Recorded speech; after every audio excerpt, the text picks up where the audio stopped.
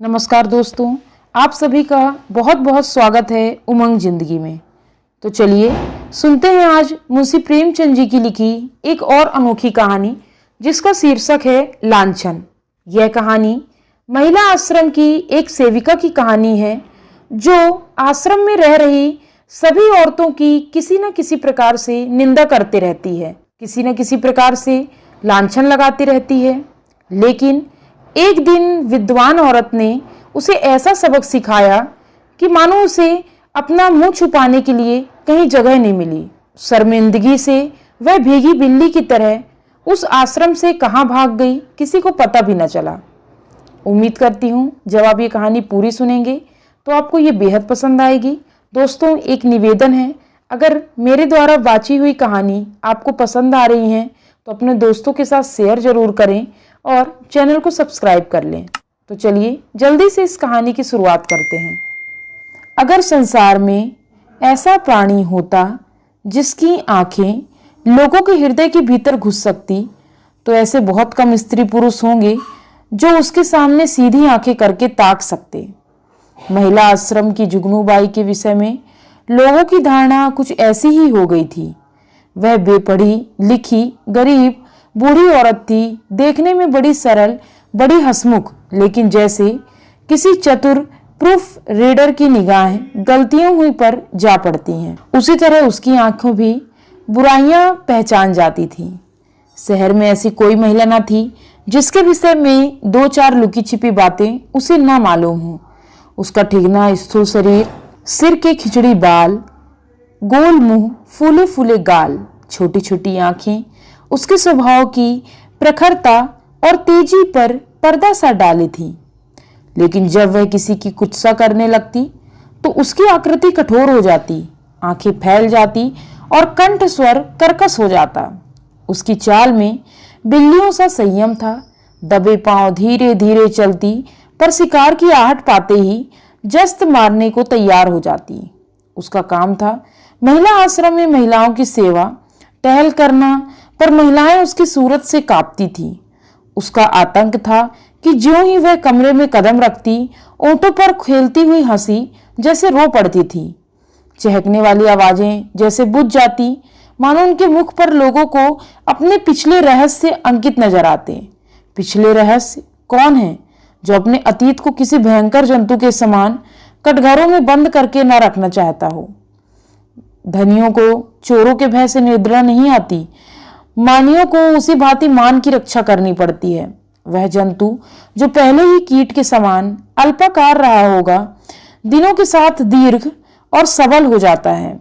यहाँ तक हम उसकी याद ही से कांप उठते हैं और अपने ही कारनामों की बातें होती तो अधिकांश देवियां जुगनू को दुष्ट कारती, पर यहाँ तो मैके और ससुराल, ननियाल, ददियाल, फुफियाल और मौसियाल चारों ओर की रक्षा करनी थी।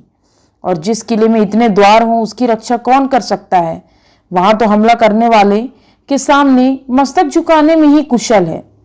जुगनू के दिल में हजारों मुर्दे गड़े पड़े थे और वह जरूरत पड़ने पर उन्हें उखाड़ दिया करती। जहां किसी महिला ने दून की ली या शान दिखाई, वहां जुगनू की त्योरियां बदली। उसकी एक कड़ी निगाह अच्छे अच्छे को दहला देती। मगर यह बात ना थी कि स्त्रियां उससे घृणा करती हों, नहीं, सभी बड़े चाव से उससे मिलती और उसका आदर सत्कार करती। अपने पड़ोसियों की निंदा सनातन से मनुष्य के लिए मनोरंजन का विषय रहा और जुगनू के पास इसका काफी सामान था। नगर में इंदुमती महिला पाठशाला नाम का एक लड़कियों का हाई स्कूल था। हाल में मिस खुर्शीद उसकी हेड मिस्ट्रेट होकर आई। शहर में महिलाओं का दूसरा क्लब न था। मिस खुर्शीद एक दिन आश्रम में आई। ऐसी ऊंचे दर्जे की शिक्षा पाई हुई आश्रम में कोई देवी न थी। उनकी बड़ी आवभगत हुई। पहले ही दिन मालूम हो गया मिस खुर्शीद के आने से आश्रम में एक नए जीवन का संचार होगा। कुछ इस तरह दिल खोलकर हर एक से मिली, कुछ ऐसी दिलचस्प बातें की कि सभी देवियां मुग्ध हो गईं। गाने में चतुर थी, व्याख्यान भी खूब देती और अभिनय कला में तो उन्होंने लंदन में नाम कमा लिया था। ऐसी सर्वगुण संपन्न देवी का आना आश्रम का सौभाग्य था। गुलाबी गोरा रंग, कोमल गाल, मधुभरी आंखें, नए फैशन के कटे हुए केश, एक एक अंग सांचे में ढला हुआ। मादकता की इससे अच्छी प्रतिमा न बन सकती थी। चलते समय मिस खुर्शीद ने मिसेस टंडन को, जो आश्रम की प्रधान थी, एकांत में बुलाकर पूछा, वह बुढ़िया कौन है? जुगनू कई बार कमरे में आकर मिस खुर्शीद को अन्वेषण की आंखों से देख चुकी थी, मानो कोई सहसवार किसी नई घोड़ी को देख रहा हो। मिसेस टंडन ने मुस्कुराकर कहा, यहाँ ऊपर का काम करने के लिए नौकर है, कोई काम हो तो बुलाऊं। मिस खुर्शीद ने धन्यवाद देकर कहा, जी नहीं, कोई विशेष काम नहीं, मुझे चालबाज मालूम होती है। यह भी देख रही हूं कि वह सेविका नहीं स्वामिनी है। मिसेस टंडन तो जुगनू से जली बैठी थी। इनके वैधत्व को लांछित करने के लिए वह उन्हें सदा सुहागनी कहा करती थी। मिस खुर्शीद से उसकी जितनी बुराई हो सकी वह की और उसे सचेत रहने का आदेश दिया।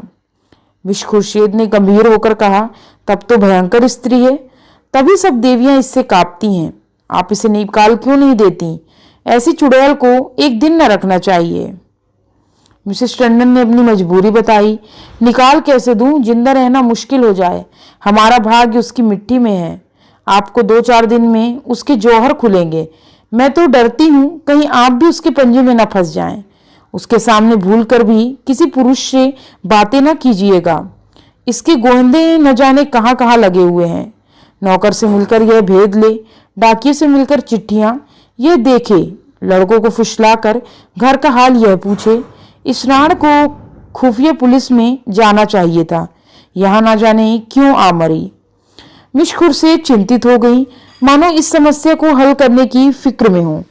एक क्षण के बाद बोली, अच्छा, मैं इसे ठीक करूंगी, अगर ना निकाल दूं तो कहना। मिसेस टंडन, निकाल देने से ही क्या होगा? उसकी जवान तो न बंद होगी, तब तो वह और भी निडर होकर कीचड़ फेंकेगी। मिस खुर्शीद ने निश्चिंत स्वर में कहा, मैं उसकी जवान भी बंद कर दूंगी बहन, आप देख लीजिएगा। टके की औरत यहाँ बादशाहत कर रही है, मैं ये बर्दाश्त नहीं कर सकती। वह चली गई तो मिसेस टंडन ने जुगनू को बुलाकर कहा, इस नई मिस साहब को देख, यहाँ प्रिंसिपल हैं। जुगनू ने द्वेष भरे हुए स्वर में कहा, आप देखें, मैं ऐसी सैकड़ों छोकरियां देख चुकी हूँ, आंखों का पानी जैसे मर गया हो। मिसेस टंडन धीरे से बोली, तुम्हें कच्चा ही खा जाएंगी, उनसे डरती रहना। कह गई हैं मैं इसे ठीक करके छोड़ूंगी। मैंने सोचा तुम्हें चिता दूं, ऐसा ना हो उसके सामने कुछ ऐसी वैसी बातें कह बैठो। जुगनू ने मानो तलवार खींचकर कहा, मुझे चिताने का काम नहीं, उन्हें चिता दीजिए। यहाँ का आना ना बंद कर दूं तो अपने बाप की नहीं। वह घूम कर दुनिया देख आई तो यहाँ घर बैठे दुनिया देख चुकी हूँ। मिसेस टंडन ने पीठ ठोकी, मैंने समझा दिया भाई, आगे तुम जानो, तुम्हारा काम जाने। जुगनू, आप चुपचाप देखती जाइए, कैसा तिगनी का नाच नचाती हूँ। इसने अब तक ब्याह क्यों नहीं किया? उम्र तो 30 साल के लगभग होगी। मिसेस टंडन ने रद्दा जमाया, कहती हैं मैं शादी करना ही नहीं चाहती, किसी पुरुष के हाथ क्यों अपनी आजादी बेचूं।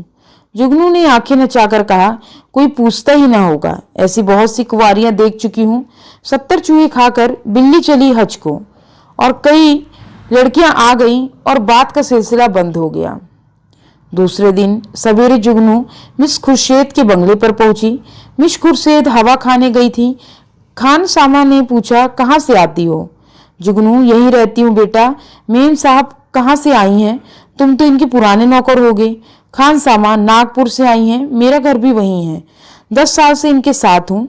जुगनू, किसी ऊंचे खानदान की होंगी, वह तो रंग ढंग से ही मालूम होता है।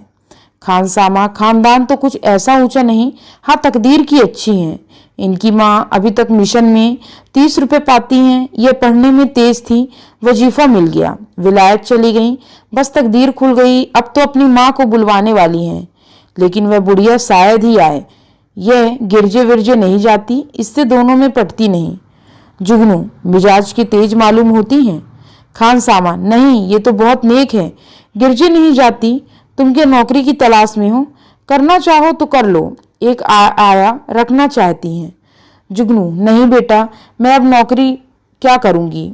इस बंगले में पहले जो मैम साहब रहती थी वह मुझ पर बड़ी निगाह रखती थी। मैंने समझा चलूं नई मैम साहब को आशीर्वाद दे आऊं। खान सामा, यह आशीर्वाद लेने वाली मैम साहब नहीं है, ऐसों से बहुत चिढ़ती हैं। कोई मांगता आया और उसे दाद बताई। कहती हैं बिना काम किए किसी को जिंदा रहने का हक नहीं।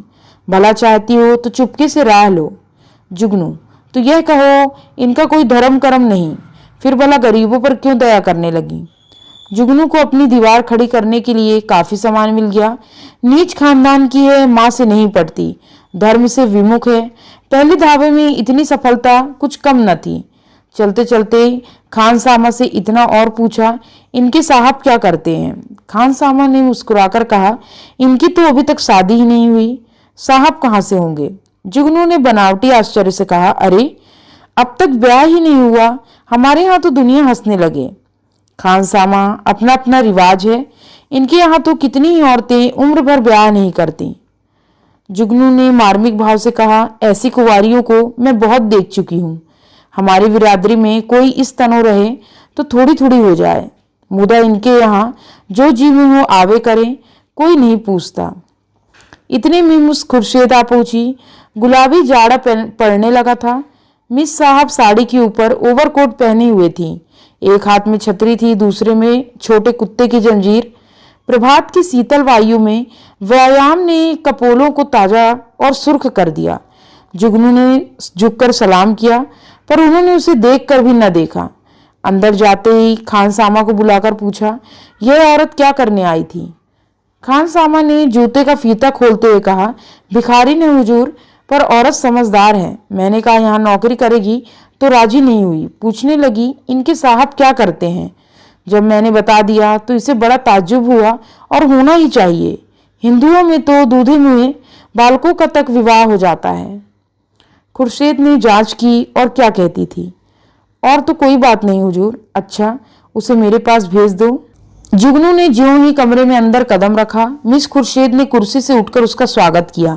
आइए माँ जी, मैं जरा सैर करने चली गई थी। आपके आश्रम में तो सब कुशल है। जुगनू एक कुर्सी का तकिया पकड़कर खड़ी खड़ी बोली, कुशल है मिस साहब। मैंने कहा आपको आशीर्वाद दे आऊं। मैं आपकी चेरी हूं, जब कोई काम पड़े मुझे याद कर लीजिएगा। यहाँ अकेले तो हुजूर को अच्छा न लगता होगा। मिस खुर्शीद, मुझे अपनी स्कूल की लड़कियों के साथ बड़ा आनंद मिलता है, वह सब मेरी ही लड़कियां हैं। जुगनू ने मातृभाव से सिर हिलाकर कहा, यह ठीक है मिस साहब, पर अपना अपना ही है, दूसरा अपना हो जाए तो अपनों के लिए क्यों कोई रोए। सहसा एक सुंदर सजीला युवक रेशमी सूट धारण किए, जूते चरमर करता हुआ अंदर आया।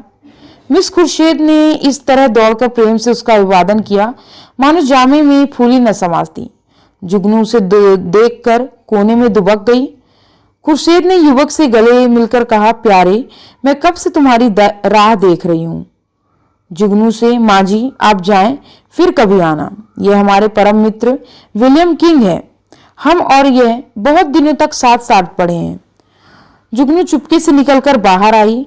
खान सामा खड़ा था। पूछा, यह लड़का कौन है। खान सामा ने सिर हिलाया। मैंने इसे आज ही देखा है, शायद अब कवारापन से जी उबा। अच्छा, तरहदार जवान है। जुगनू दोनों इस तरह टूटकर गले मिले कि मैं लाज के मारे गड़ गई। ऐसा चूमा चाटी तो जोरू खसम में नहीं होता। दोनों लिपट गए। लड़का तो मुझे देखकर झिझकता था, पर तुम्हारी मिस साहब तो जैसे मतवाली हो गई थी। खान सामा ने मानो अमंगल के आभास से कहा, मुझे तो कुछ बेढो मुआमला नजर आता है। जुगनू तो यहाँ से सीधे मिसेस टंडन के घर पहुंची। इधर मिस खुर्शीद और युवक में बातें होने लगी।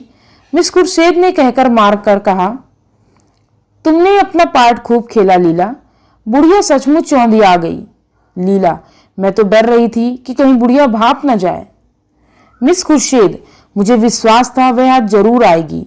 मैंने दूर ही से उसे बरामदे में देखा और तुम्हें सूचना दी। आज आश्रम में बड़े मजे रहेंगे। जी चाहता है महिलाओं की कनफुशकियां सुनती। देख लेना, सभी उसकी बातों पर विश्वास करेंगी। लीला, तुम भी तो जानबूझकर दलदल में पांव रख रही हो। मिस खुर्शीद, मुझे अभिनय में मजा आता है, दिल लगी रहेगी। बुढ़िया ने बड़ा जुल्म कर रखा है, जरा उसे सबक देना चाहती हूँ। कल तुम इसी वक्त ठीक ठाठ से फिर आना मिलने। बुढ़िया कल फिर आएगी, उसके पेट में पानी ना हजम होगा। नहीं, ऐसा क्यों? जिस वक्त वह आएगी मैं तुम्हें खबर दूंगी। बस तुम छैला बनी हुई पहुंच जाना। आश्रम में उस दिन जुगनू को दम मारने की फुर्सत न मिली। उसने सारा वृत्तांत मिसेस टंडन से कहा। मिसेस टंडन दौड़ी हुई आश्रम पहुंची और अन्य महिलाओं को खबर सुनाई। जुगनू उसकी तस्दीक करने के लिए बुलाई गई। जो महिला आती वह जुगनू के मुंह से यह कथा सुनती। हर एक रिहर्सल में कुछ कुछ रंग और ढंग बढ़ जाता, यहाँ तक कि दोपहर होते होते सारे शहर के सभ्य समाज में खबर गूंज उठी। एक देवी ने पूछा, यह युवक है कौन? मिसेस टंडन, सुना तो उनके साथ पढ़ा हुआ है, दोनों में पहले से कुछ बातचीत रही होगी। वही तो मैं कहती थी कि इतनी उम्र हो गई है, यह कुंवारी कैसे बैठी? अब कलई खुली। जुगनू, और कुछ हो या ना हो, जवान तो बाका है। टंडन, यह हमारी विद्वान बहनों का हाल है। जुगनू, मैं तो उसकी सूरत देखते ही ताड़ गई थी, धूप में बाल सफेद नहीं किए। टंडन, कल फिर जाना। जुगनू, कल नहीं, मैं आज रात ही को जाऊंगी, लेकिन रात को जाने के लिए कोई बहाना जरूरी था। मिसेस टंडन ने आश्रम के लिए एक किताब मंगवा भेजी। रात को 9 बजे जुगनू मिस खुर्शीद के बंगले पर जा पहुंची। संयोग से लीलावती उस वक्त मौजूद थी। बोली, बुढ़िया तो बेतरह पीछे पड़ गई। मिस खुर्शीद, मैंने तुमसे कहा था उसके पेट में पानी ना पचेगा, तुम जाकर रूप भर जाओ, तब तक मैं बातों में लगाती हूँ। शराबियों की तरह अंट संट बकना शुरू करना, मुझे भगा ले जाने के प्रस्ताव भी करना, बस यूं बस जाना जैसे अपने होश में नहीं। लीला मिशन में डॉक्टर थी, उसका बंगला भी पास ही था। वह चली गई तो मिस खुर्शीद ने जुगनू को बुलाया। जुगनू ने एक पुर्जा उसको देकर कहा, मिसेस टंडन ने यह किताबें मांगी हैं। मुझे आने में देर हो गई, मैं इस वक्त आपको कष्ट न देती, पर सवेरे की वह मुझसे मांगेगी। हजारों रुपए महीने की आमदनी है मिस साहब, मगर एक एक कौड़ी दांत से पकड़ती हैं। इनके द्वार पर भिखारी को भीख तक नहीं मिलती। मिस खुर्शीद ने पुर्जा देखकर कहा, इस वक्त तो यह किताब नहीं मिल सकती, सुबह ले जाना, तुमसे कुछ बातें करनी है, बैठो, मैं अभी आती हूँ। वह पर्दा उठाकर पीछे के कमरे में चली गई और वहां से कोई 15 मिनट में एक सुंदर रेशमी साड़ी पहने, इत्र में बसी हुई, मुंह पर पाउडर लगाए निकली। जुगनू ने उसे आंखें फाड़ कर देखा। ओहो, यह श्रृंगार! शायद इस समय वह लड़का आने वाला होगा, तभी यह त्योरियां हैं। नहीं, सोने के समय कुंवारियों को बनाव सवार की क्या जरूरत। जुगनू की नीति में स्त्रियों के श्रृंगार का केवल एक उद्देश्य था, पति को लुभाना।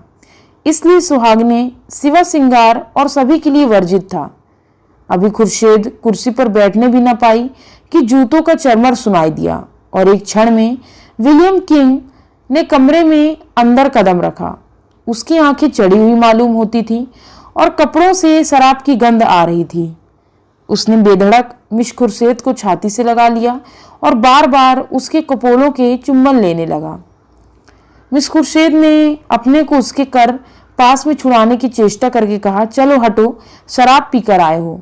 किंग ने उसे और चिमटाकर कहा, आज तुम्हें भी पिलाऊंगा प्रिय, तुमको पीना होगा, फिर हम दोनों लिपट कर सोएंगे।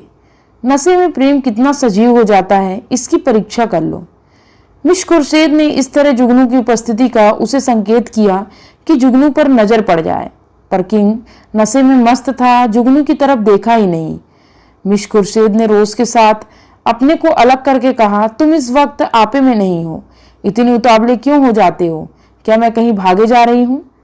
किंग, इतने दिनों में चोरी की तरह आया हूँ, आज मैं खुले खजाने आऊंगा। खुर्शीद, तुम तो पागल हो रहे हो, देखते नहीं कमरे में कौन बैठा हुआ है? किंग ने हकबकाकर जुगनू की तरफ देखा और झिझक कर बोला, यह बुढ़िया यहाँ कब आई? तू यहाँ क्यों आई बुढ़ी? शैतान की बच्ची, यहाँ भेद लेने आती है, हमको बदनाम करना चाहती है, मैं तेरा गला घोट दूंगा। ठहर, भागती कहाँ? मैं तुझे जिंदा ना छोड़ूंगा। जुगनू बिल्ली की तरह कमरे से निकली और सिर पर पांव रखकर भागी। उधर कमरे से कह कहे उठ उठकर छत को हिलाने लगे। जुगनू उसी वक्त मिसेस टंडन के घर पहुंची। उसके पेट में बुलबुले उठ रहे थे, पर मिसेस टंडन सो गई थी। वहां से निराश होकर उसने कई दूसरे घरों की कुंडी खटखटाई, पर कोई द्वार न खुला और दुखिया को सारी रात इसी तरह काटनी पड़ी, मानो कोई रोता हुआ बच्चा गोद में हो। प्रातःकाल वह आश्रम में कूदी। कोई आधा घंटा में मिसेस टंडन भी आई। उन्हें देखकर उसने मुंह फेर लिया। मिसेस टंडन ने पूछा, रात क्या तुम मेरे घर आई थी? इस वक्त मुझसे महाराज ने कहा। जुगनू ने विरक्त भाव से कहा, प्यासा ही तो कुएं के पास जाता है, कुआं थोड़ा ही प्यासे के पास आता है। मुझे आग में झोंक कर आप दूर हट गईं। भगवान ने मेरी रक्षा की, नहीं कल जाने क्या हो जाता। मिसेस टंडन ने उत्सुकता से कहा, क्या हुआ, कुछ कहो तो। मुझे तुमने जगह क्यों ना लिया? तुम तो जानती हो मेरी आदत सवेरे सो जाने की है। महाराज ने घर में घुसने ही ना दिया, जगह कैसे लेती? आपको इतना तो सोचना चाहिए था कि वह वहां गई है तो आती होगी। घड़ी भर बाद ही सोती तो क्या बिगड़ जाता, पर आपको किसी की क्या परवाह। तो क्या हुआ? मिस खुर्शीद मारने दौड़ी? वह नहीं मारने दौड़ी, उसका वह खशम है, वह मारने दौड़ा। लाल आंखें निकाल आया और मुझसे कहा, निकल जा। जब तक कि मैं ना निकलूं तब तक हंटर खींचकर दौड़ ही तो पड़ा। मैं सिर पर पांव रखकर वहां से न भागती तो चमड़ा उधेड़ लेता। और वह राण बैठी तमाशा देखती रही। दोनों में पहले से सदी बदी थी। ऐसी कुलटाओं का मुंह देखना पाप है। बेसवा भी इतनी निर्लज्ज न होगी। जरा सी देर में और देवियां आ पहुंची यह वृत्तांत सुनने के लिए। सभी उत्सुक हो रही थी। जुगनू की कैंची अविश्रांत रूप से चलती रही। महिलाओं को इस वृत्तांत में इतना आनंद आ रहा था कि ना पूछो। एक एक बात को खोद खोद कर पूछती। घर के काम धंधे भूल गई, खाने पीने की सुधि भी ना रही। और एक बार सुनकर उनकी तृप्ति न होती, बार बार वही कथा नए आनंद से सुनती थी। मिसेस टंडन ने अंत में कहा, हमें आश्रम में ऐसी महिलाओं को लाना अनुचित है। आप लोग इस प्रश्न पर विचार करें। मिसेस पांड्या ने समर्थन किया, हम आश्रम को आदर्श से गिराना नहीं चाहते। मैं तो कहती हूँ ऐसी औरतें किसी संस्था की प्रिंसिपल बनने के योग्य नहीं। मिसेस बांगड़ा ने फरमाया, जुगनूबाई ने ठीक कहा था, ऐसी औरतों को मुंह देखना भी पाप है। उससे साफ कह देना चाहिए आप यहाँ तशरीफ न लावें। अभी यह खिचड़ी पक रही थी कि आश्रम के सामने एक मोटर आकर रुकी। महिलाओं ने सिर उठा उठा कर देखा। गाड़ी में मिस खुर्शीद और विलियम किंग बैठे हुए थे। जुगनू ने मुंह फैलाकर हाथ में इशारा किया, वही लड़का है। महिलाओं का संपूर्ण समूह चिक के सामने आने के लिए विकल हो गया। मिस खुर्शीद ने मोटर से उतरकर हुड बंद कर दिया और आश्रम के द्वार की ओर चली। महिलाएं भाग भाग कर अपनी अपनी जगह आ बैठी। मिस खुर्शीद ने कमरे में कदम रखा। किसी ने स्वागत न किया। मिस खुर्शीद ने जुगनू की ओर निसंकोच आंखों से देखकर मुस्कुराते हुए कहा, कहिए बाई जी, रात आपको चोट तो नहीं आई? जुगनू ने बहुतेरी दीदा दिलेर स्त्रियां देखी, पर इस ढिठाई से उसे चकित कर दिया। चोर हाथ में चोरी का माल लिए शाह को ललकार रहा था। जुगनू ने ऐंठ कर कहा, जी ना बरा हो तो अब पिटवा दो, सामने ही तो है। खुर्शीद, वह इस वक्त तुमसे अपना अपराध क्षमा कराने आए हैं। रात वह नशे में थे। जुगनू ने मिसेस टंडन की ओर देखकर कहा, और आप भी तो कुछ कम नशे में नहीं थी। खुर्शीद ने व्यंग समझकर कहा, मैंने आज तक कभी नहीं की, मुझ पर झूठा इल्जाम मत लगाओ। जुगनू ने लाठी मारी। शराब से भी बड़ी नशे की चीज है कोई, वह उसी का नशा होगा। उन महाशय को पर्दे में क्यों ढक दिया? देवियां भी तो उनकी सूरत देखें। मिस खुर्शीद ने शरारत की, सूरत तो उनकी 1,00,000-2,00,000 में एक है। मिसेस टंडन ने आशंकित होकर कहा, नहीं, उन्हें यहाँ लाने की जरूरत नहीं।